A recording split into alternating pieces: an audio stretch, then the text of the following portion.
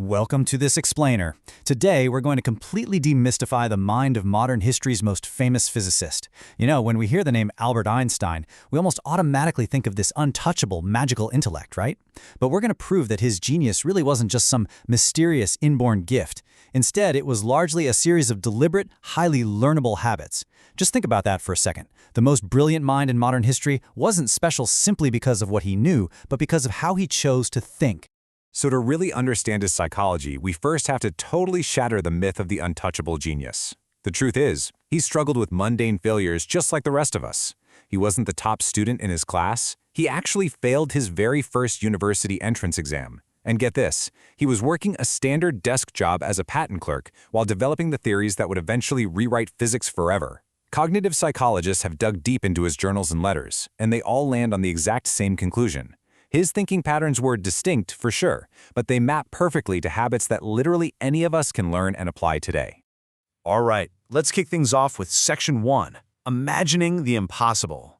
One of his absolute most foundational habits was thinking in pictures.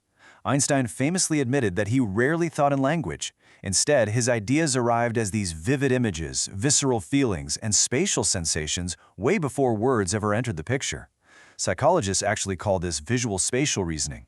So if you've ever found yourself suddenly seeing a solution in your mind's eye before you could even explain it to someone else, your brain is working in that exact same register. He just leaned into it on purpose. Now, what's truly fascinating here is how obsessively he ran these mental experiments to test out some pretty wild concepts. Long before he had a single mathematical equation to back up his theories, he used his imagination as his primary laboratory.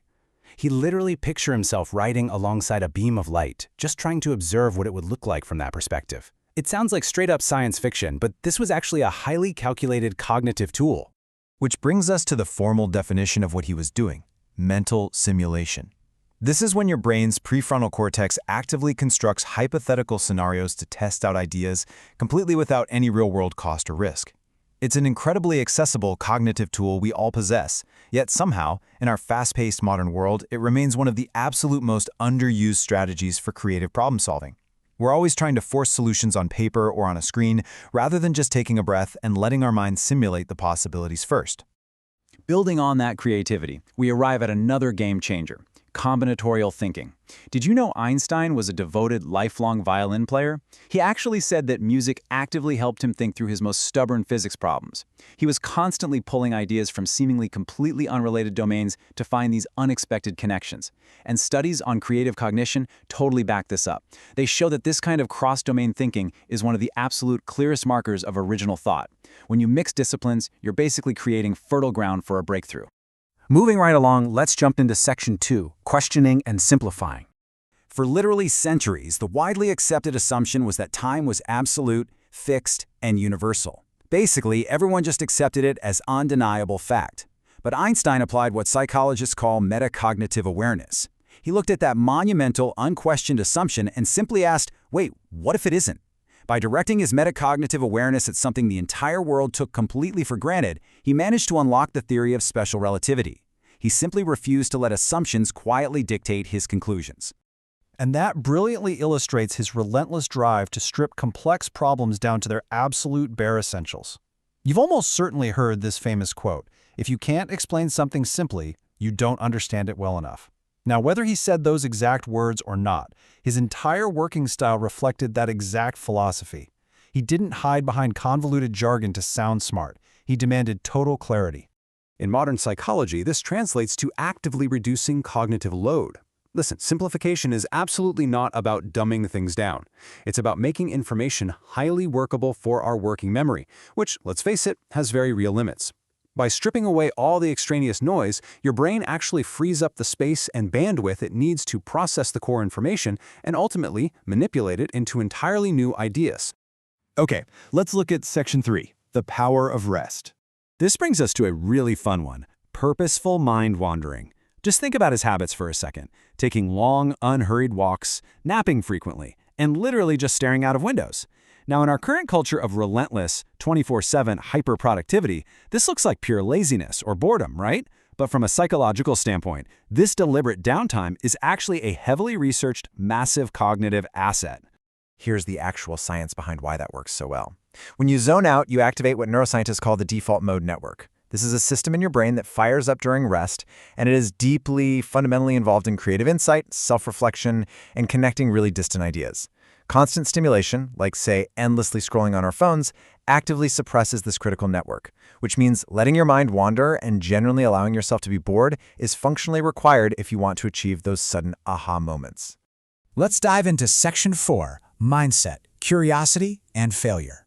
When it comes to motivation, Einstein wasn't out there chasing grades or academic approval or performance metrics. He was driven entirely by intrinsic curiosity.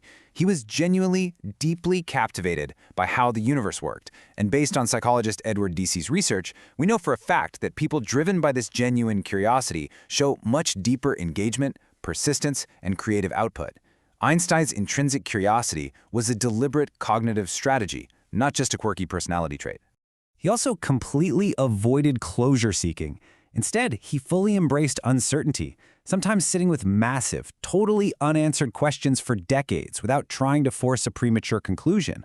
Most of us are completely plagued by closure-seeking, aren't we? We want to resolve ambiguity as fast as humanly possible just to relieve our anxiety, even if it means jumping to a totally inaccurate conclusion.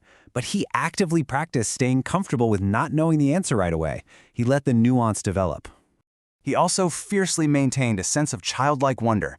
Einstein famously said he had no special talent, just a passionate curiosity. Psychologists who study awe and wonder as cognitive states have found that they reliably expand our thinking, heavily reduce our egocentric bias, and vastly increase our openness to new information. Unlike most adults who just let certainty, routine, and cynicism completely take over their mental landscapes, he actively cultivated awe as a lifelong posture toward the world. And of course, we have to talk about his crucial habit of treating failure as data, not defeat. His path was entirely full of wrong turns, abandoned theories, and pretty harsh public criticism. But he perfectly mirrored what modern psychologist Carol Dweck calls the growth mindset. He processed setbacks not as evidence of his own inadequacy, but purely as redirecting information. It was vital data required for the next attempt. True resilience in thinking is really all about the cognitive meaning you assign to your failures. And that brings us to our final section, Section 5, Your Cognitive Potential. So here is the ultimate takeaway for us today, the shared architecture. Einstein wasn't operating in some different cognitive universe from the rest of us. He simply used the exact same hardware that you currently possess right now in your own head. You have the same prefrontal cortex for mental simulation, the same default mode network for creative rest, and the exact same inherent capacity for curiosity. He just utilized this architecture in ways that most people are never taught and honestly rarely practice. Since the science clearly proves you are highly capable of thinking this way, we have to wrap up this explainer with one incredibly important question for you to chew on. Which of these patterns are you currently leaving on the table? You've got the hardware. The habits are completely learnable. So starting today, how will you choose to think differently?